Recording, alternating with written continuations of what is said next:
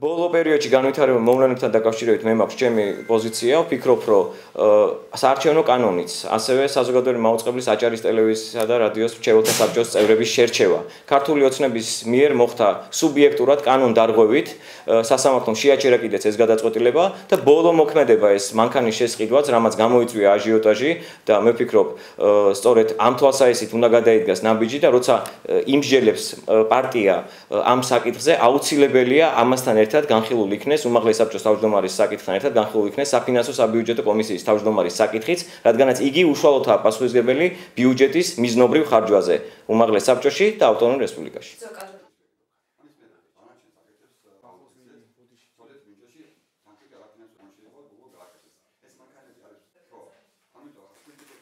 მინდა მემოწე ბატონ პეტრე ზამბახიძეს მოუაროს თავის პარტიას. ჩვენში გაპარტიულ საქმეში ჩვენ თვითონ გავარჩიოთ პეტრე ზამბახიძის დახმარების გარეშე.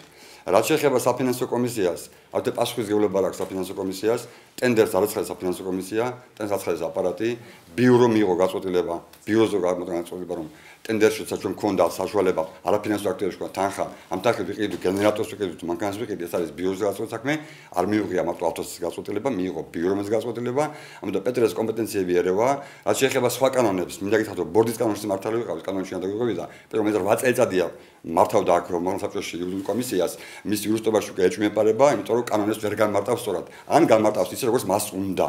პასუხისმგებლობის საკითხი არის ამ პასუხისმგებლობის საკითხი რატომ ნეკოს? კანონი არ დარღვეულა, არც ერთი მუხლი კანონის არ დარღვეულა, არაფინანსო აქტივებში თანხა იდო, რომელიც განკარგვის და განხარჯვის უფლება გვაქვს სიმაღლეს